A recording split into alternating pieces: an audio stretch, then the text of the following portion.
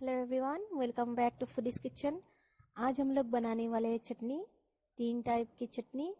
जो पहला है मछली की चटनी, जो छोटे छोटे मछली से बनाते हैं, और दूसरा है पटल की चटनी, जो बहुत ही टेस्ट बनेगा। आप लोग वीडियो में देखिए कैसे बनता है।